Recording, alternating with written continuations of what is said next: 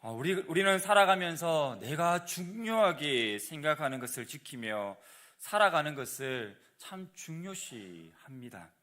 그런데 일상에 쫓기거나 외부적 환경의 영향을 받다 보면 본래의 가치나 중요한 것들을 놓치기가 쉽습니다.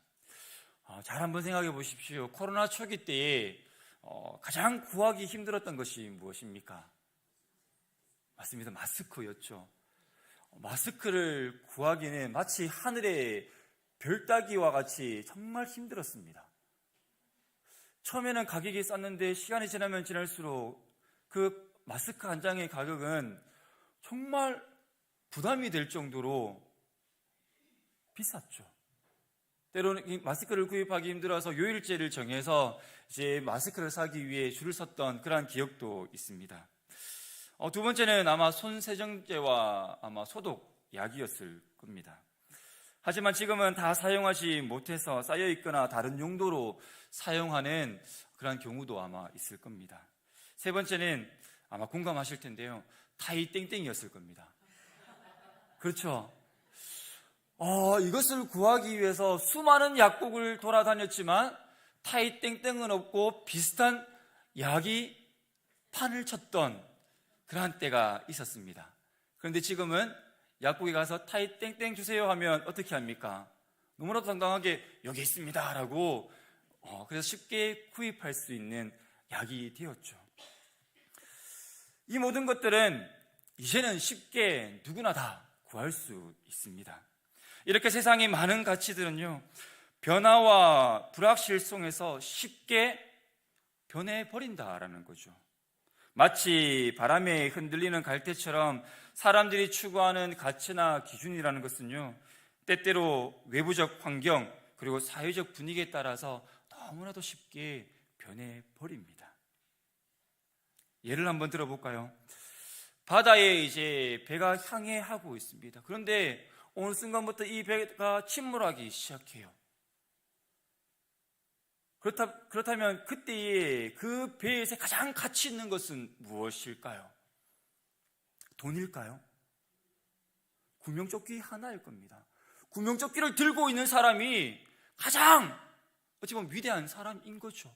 그가 가장 가치 있는 것을 붙잡고 있는 것입니다. 어느 날 갑자기 내가 사막 한가운데에 혼자 떨어졌다고 생각해 보십시오. 그때 그 사람에게 가장 가치 있는 것은 무엇일까요? 아마 이 생수병이 하나일 겁니다. 우리가 이 세상 속에 살아가면서 우리가 붙잡고 살았던 그 가치는 영원히 붙잡아야 할 가치 있는 것이 아니라는 겁니다. 그래서 급변하는 이 세상을 살아가고 있는 우리에게 필요한 것은 진짜 가치를 붙들고 붙잡고 살아가는 것입니다. 시대와 상황에 따라서 변해가는 가치가 있는가 하면 절대로 변하지 않는 가치가 있습니다. 나이가 많든 적든 변하지 않는 것이 있어요. 어떠한 처지에 있든 변하지 않는 것이 있습니다. 삶의 마지막 순간에도 변하지 않는 가치가 있다라는 것이죠. 가장 중요한 가치가 무엇인지 알기 위해서는 인생의 끝자락, 즉 죽음의 순간을 들여다보면 알 수가 있습니다. 왜일까요? 죽음은요, 거짓말하지 않습니다. 죽음은 결코 속일 수 없기 때문이죠. 마지막 순간을 맞이한 이들에게 위로와 소망이 된다면 그것이야말로 최고의 가치일 것입니다. 그렇다면 마지막 순간을 맞이하는 이들에게 진정한 가치로 다가오는 것은 무엇일까요? 여러분은 무엇이라고 생각하십니까? 그것은 바로 예배일 겁니다. 그렇지 않나요? 우리가 임종이 다가오면 제일 먼저 찾는 사람이 있어요. 누구일까요? 담임 목사님을 찾아요. 빨리 와서 예배를 드려달라고. 그것도 가족들이 얘기하는 것이 아니라 당사자가 이야기를 하죠. 야야, 나 이제 하나님 품에 안길 것 같다. 담임 목사님 좀 불러줘. 마지막으로 나 예배 드리고 갈래. 그렇게 이야기를 한다라는 거죠. 죽음이 임박한 사람에게 예배가 가장 가치 있는 것이라면 예배는요, 엄청난 힘이 있는 것입니다. 그래서 세상은요, 사탄은요, 예배하지 못하도록 끊임없이 방해한다라는 것이죠.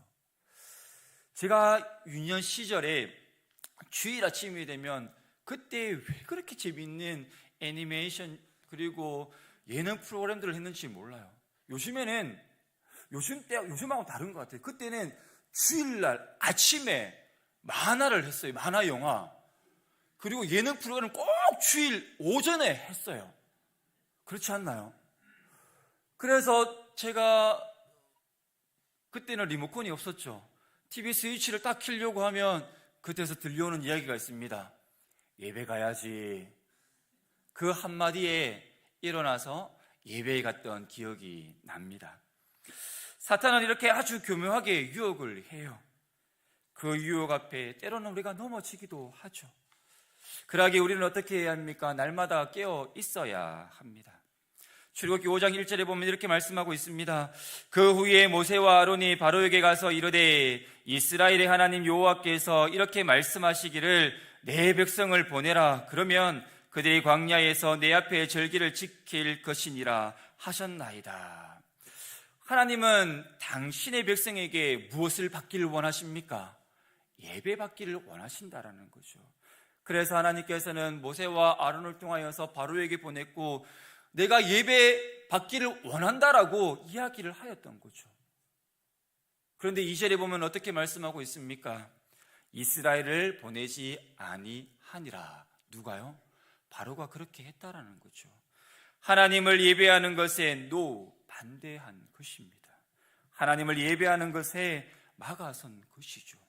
이렇게 사탄은요, 성도의 최고의 소망과 최고의 희망인 예배를 가만히 두지 않습니다. 그래서 A.W. 토저는 이렇게 말합니다. 예배에 실패한 그리스도인은 모든 인생에 실패한 것이다. 그리스도인에게 실패한 것이란 것은 예배 속에 하나님의 영광을 온전히 체험하지 못할 때 오는 것이다. 예배가 우리의 최고의 가치이고 유일한 소망인데 이것이 실패하면 모든 것에 실패한 것이다 라고 이야기를 했습니다. 다시 말하면 예배에 성공한 사람은요, 모든 삶에 그 모든 인생에 있어서도 성공한 사람이라는 것이죠. 그래서 우리는 다른 건 몰라도 예배 하나만큼은 붙잡아야 합니다. 그렇다면 어떻게 예배를 드려야 할까요? 어떻게 예배를 붙잡아야 할까요? 오늘 말씀을 통해 우리가 예배를 어떻게 드려야 하는지, 예배를 어떻게 굳건히 붙잡아야 하는지를 우리에게 보여주고 있습니다. 아모스 선지자가 활동했던 시대는 어떠한 시대였습니까? 말 그대로 참 풍요로운 시대였죠. 태평성대였습니다. 역사상 최고의 번영을 누렸던 시대였죠. 모든 것이 잘 되어가는 것처럼 보였기에 통치자들은요, 기세가 등등했고 이스라엘 백성들 또한 그들의 삶이 풍요로웠기 때문에 말 그대로 행복한 삶을 누렸습니다. 또한 그들은요, 그 누구보다도 열심히 최선을 다해서 예배를 드렸습니다. 민수기 10장 10절에 보면 또 너희의 희락의 날과 너희가 정한 절기와 초하루에는 번제물을 드리고 화목제물을 드리며 나팔을 불라. 그로 말미암아 너희의 하나님이 너희를 기억하시리라.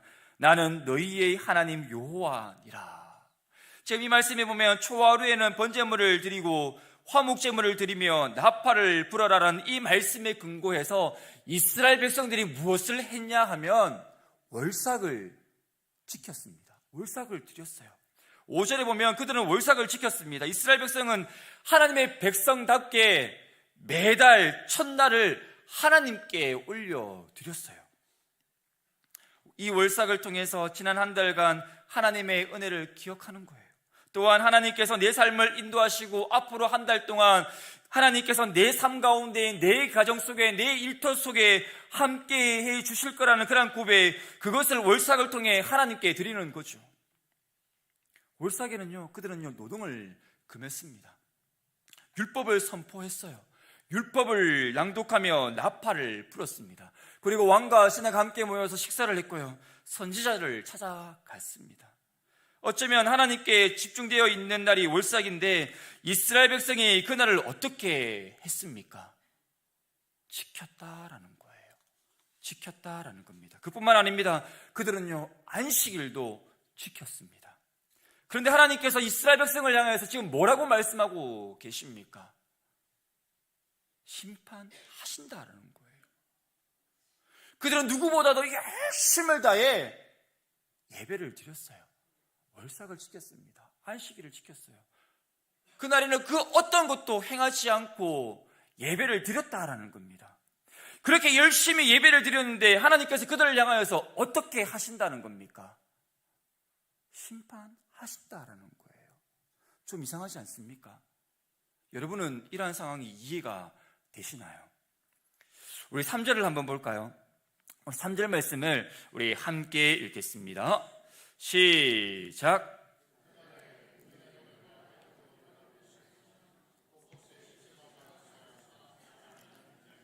그 시체들을 내어 버리리라. 주 여호와의 말씀이니라.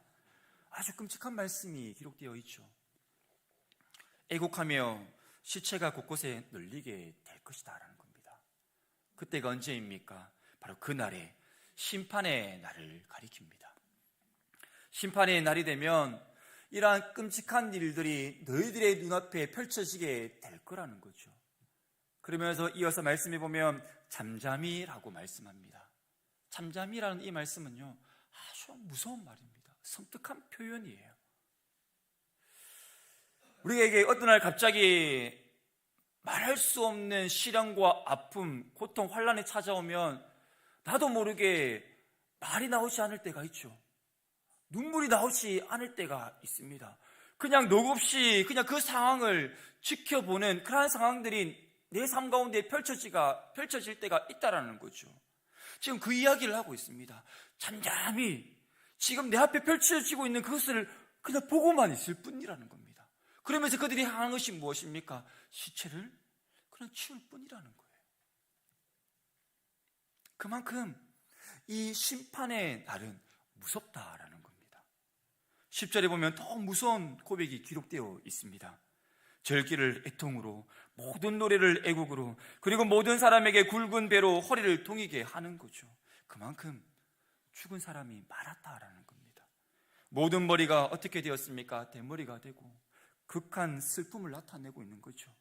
또한 독자의 죽음으로 말미암아 앞날의 모든 소망도 다 끊으리라 라고 그렇게 지금 말씀하고 있습니다. 지금 무서운 심판의 이야기가 계속해서 들려지고 있죠. 여러분, 우리는 지금 이 말씀 가운데에서 이상한 점을 좀 발견할 수 있어야 합니다. 지금 그들은요, 그 누구보다도 열심을 다해 월삭과 안식일을 지켰어요. 그렇게 열심을 다해 하나님을 예배했는데, 그런데 하나님께서는 그들을 향하여서 뭐라고 말씀하십니까? 심판하신다라는 거죠. 뭔가 좀 이상하지 않습니까? 지금 하나님은 이스라엘 향해 지금 심판의 회초리를 두셨다라는 겁니다. 그렇다면 그 원인은 무엇일까요? 이스라엘 백성은 안식일과 월삭을 지키기 위해 모든 것을 멈추었습니다.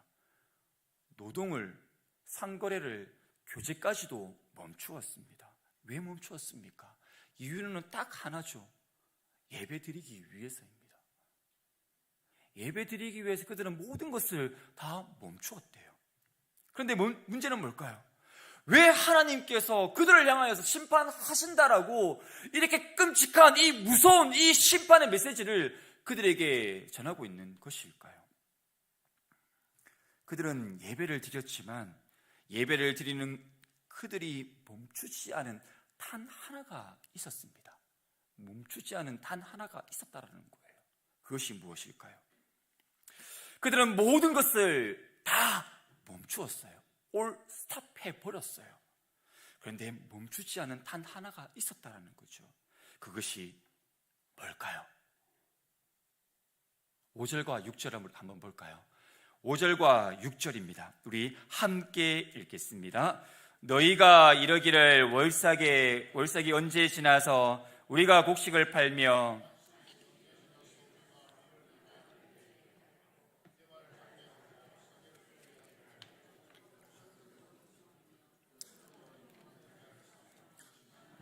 가난한 자를 사며 찌꺼기 밀을 팔자 하는도다. 아멘. 우리 5절 말씀을 다시 한번 볼까요? 너희가 이러기를 월삭이 언제 지나서 우리가 곡식을 팔며 안식일이 언제 지나서 우리가 밀을 내게 할꼬. 이 말씀을 잘 보시면 반복되는 말씀이 있죠. 반복되는 단어가 등장을 해요. 뭘까요? 월삭과 안식일이 지나서입니다. 지나서. 지금 월삭을 드리면서 월삭이 언제 지나지? 그들이 안식일을 지내면서 안식일이 이 예배가 언제 지나지라고 그들은 생각했다라는 거예요. 여기서 이 지나서라는 이 단어는요, 아바르라는 단어를 써요. 이 아바르라는 단어의 의미를 살펴보면 거만하다, 화내다, 성내다라는 뜻을 가지고 있습니다. 그러니까 어떤 의미입니까? 그들은 지금 월삭을 지내면서 어떻게 했다는 겁니까? 화를 냈다라는 겁니다. 성을 냈다라는 거예요. 언제 끝날 것인가? 언제 지날 것인가? 그렇게 화를 냈다라는 겁니다. 그리고 안식일을 지나면서 하나님을 예배하면서 그들은 생각해요. 그들의 마음으로 이 예배가 언제 끝나지라는 그러한 생각을 하였다라는 겁니다. 그렇게 그들은 거만하게 화를 내며 분노하는 그러한 시간을 보내었다라는 거죠. 그들의 외형적인 모습은 하나님을 향해 있었지만 그들의 가장 중요한 마음이 어디를 향해 있지 않았습니까? 바로 하나님을 향해 있지 않았다라는 겁니다. 그들의 외형적인 모습은 너무나도 완벽했어요. 탁월했습니다.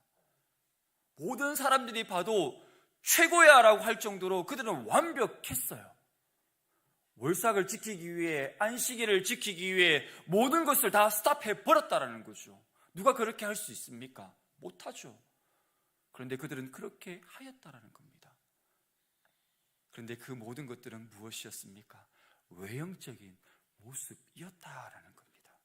그들의 몸은 예배의 장소에 있었을지 몰라도 지금 참 예배자는 아니었습니다. 그렇다면 이 본문이 우리에게 말씀해주고 있는 것이 뭘까요?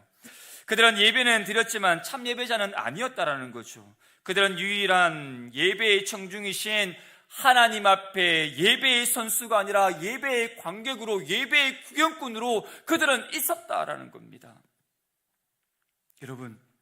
여러분들은 유일한 청중이신 하나님 앞에 예배의 선수로 지금 이 자리에 있습니까? 아니면 예배의 구경꾼으로 이 자리에 멈춰 있습니까? 우리가 아무리 열심히 찬양하고 열심히 하나님을 섬기고 아무리 좋은 장소에서 좋은 조명과 또한 설교가 있고 예배를 드린다 할지라도 하나님이 받으시지 않으신다면 죄송합니다만 그 사람의 모습은요, 쇼라는 겁니다. 하나님 보시기에 쇼일 뿐이라는 거예요. 그렇다면 하나님이 받으시는 예배는 어떠한 예배일까요? 하나님이 받으시는 예배는 단 하나죠. 바로 예배자가 드리는 예배입니다. 예배자가 손을 들 때에 그것이 참 예배가 되는 것입니다. 예배자가 입술을 열 때에 그것은요, 찬양이 되고요, 기도가 되어집니다. 예배자가 섬김으로 나갈 때에 그것이 하나님을 향한 최고의 예배가 되는 것입니다. 요한복음 4장 24절입니다. 하나님은 여기시니 예배하는 자가 어떻게 예배할지니라, 영과 진리로 예배할지니라. 예배자가 예배한다라는 거죠. 그러면 진짜 예배자는 누구일까요? 안식일날 내가 노동을 멈추고 어떠한 상거래를 멈추었다고 해서 그것이 예배가 아니라 우리의 중심, 우리를 움직이는 이 마음이, 하나님 보시는 이 마음이 하나님을 향해 멈춰져 있을 때에 그때 진정한 예배자가, 그리고 진정한 예배가 되는 것이죠. 이사야서 29장 13절 말씀입니다. 주께서 이르시되 이 백성이 입으로는 나를 가까이 하며 입술로는 나를 공경하나 그들의 마음은 내게서 멀리 받았나니 그들이 나를 경외함은 사람의 계명으로 가르침을 받았을 뿐이니라. 하나님은요, 겉으로만 멈춰선 것을 원하는 것이 아니라 마음까지도 원하신다라는 겁니다. 우리의 마음의 중심을 보신다라는 거죠. 그래서 시편 51편 16절에서 17절에 이렇게 고백하고 있어요. 주께서 제사를 기뻐하지 아니하시나니 그렇지 아니하면 내가 드렸을 것이라. 주는 번제를 기뻐하지 아니하시나이다. 하나님께서 구하시는 제사는 상한 심령이라. 하나님이여 상하고 통회하는 마음을 주께서 멸하시지 아니하시리이다. 하나님께서 원하시는 것은 바로 우리의 마음이다라고 지금 고백하고 있는 것이죠. 우리는 예배의 홍수시대에 살아가고 있습니다. 예배는 많은데 참 예배자가 없대요. 예배당 안에 많은 사람들이 앉아 있지만 하나님을 예배하는 사람이 없다라는 겁니다. 요즘 성도들 가운데 서영교회 이야기가 아닙니다. 어쩌면 이야기일 수도 있죠. 이런 성도들이 있다라고 합니다. 설교 시간에 열심히 말씀을 선포하고 있는데 갑자기 허공을 바라보면서 먼상을 멍 때리고 있는 그런 성도들이 간혹 있다라고 해요. 다른 생각을 하고 있는 거죠. 그리고 주보를 열심히 보는 성도들도 있습니다. 왜일까요? 오타가 있나 없나? 말씀을 들어야 할 시간에는 말씀만 들으면 되는데 그날따라 말씀이 들리지 않았는지 오타를 찾기 위해 열심히 주보를 탐독한다라는 겁니다. 그리고 어떻게 할까요? 예배가 마치면 누구에게 찾아갈까요? 교육자에게 찾아가서 보라고, 오타 있다고 그렇게 지적하는 분들도 있다라고 해요. 사람이 하는 일이라 오타가 날 수가 있죠. 제가 열심히 보고 또 보는데 간혹 오타가 있더라고요. 그때마다 전 뜨끔합니다. 그래서 저에게 찾아오지 마시기 바랍니다. 또 수시로 시계를 들여다보면 언제 끝나지? 하며 계속 시계만 보는 성도들도 있다라고 해요. 그리고 설교 시간에 진짜 있었던, 제가 직접 제 눈으로 보았던 분입니다. 해전 교회에 목사님이 설교하시면, 그리고 저희가 설교할 때마다 제일 뒤에 앉아요. 문 뒤에, 문 바로 앞에 앉아 있는데 뭐 하고 있는 걸까요? 성경책을 뜰게요. 그런데 물어봐요. 권사님, 말씀 읽고 있습니까? 읽고 있대요. 말씀 잘합니까? 잘한대요. 물어보면 몰라요. 다 틀려요. 그런데 성경을요, 1년에 수십 독 해요. 그래서 그분의 성경책을 보면요, 어떠냐면 이렇게 되어 있어요. 열심히 성경책만 뜯기는 거예요. 그래서 물어봤어요. 권사님, 그렇게 보면 말씀이 보여집니까? 안 돼요. 나는 속독을 했기 때문에 잘 읽혀진대요. 그런데 물어보면 몰라요. 이런 분들도 있다라는 거예요. 그리고 또 누가 왔나 안 왔나 그렇게 두리번거리는 성들도 있죠. 그리고 놀라지 마십시오. 요즘에는 무선 이어폰이 참 발달했죠. 조그만 이어폰도 있어요. 이어폰을 끼고 있는 성도들도 있어요. 뭘 듣는지는 모르죠. 이어폰을 끼고 있는 성도들도 있어요. 더 놀라운 것은요, 또 놀랄 게 있어요. 또요, 스마트폰으로 게임을 하는 예배 시간에 아이들 이야기가 아닙니다. 장년들 이야기예요. 게임을 하는 성도들도 있어요. 놀랍지 않습니까? 지금 제가 1에서 6가지, 좀 6가지를 이야기했는데 이러한 것들이 지금 우리가 드리는 이 예배의 현장 가운데서 펼쳐지고 있는 거예요. 이것은 참 예배자의 모습이 아니죠. 쇼인 거예요. 구경꾼입니다. 예배를 드리고 있는데 우리의 마음을 그분 앞에 드리지 않는 그때에 그것은 하나님께서 허락하시는 그러한 예배가 되지 않게 되는 거죠. 그렇다면 여러분, 여기서 우리가 알아야 될 것이 무엇입니까? 하나님은요, 하나님은요, 예배를 찾는 것이 아닙니다. 성경 어디에도 하나님은요, 예배를 찾으신다라고 말씀하지 않으세요. 하나님은요, 늘 한결같이 찾는 것이 있어요. 그것이 무엇일까요? 예배자입니다. 예배를 찾는 것이 아니라 하나님은요, 참된 예배자 그 한 사람을 찾고 계신다라는 거예요. 요한복음 4장 23절입니다. 하나님이 찾는 게 뭔지 말씀하고 있어요. 아버지께 참되게 예배하는 자들은 영과 진리로 예배할 때가 오나니 곧 이때라. 아버지께서는 자기에게 이렇게 예배하는 자들을 찾으신다라고 분명히 우리에게 말씀하셨어요. 사람들은 그런데 누구를 찾을까요? 헌신자를 찾아요.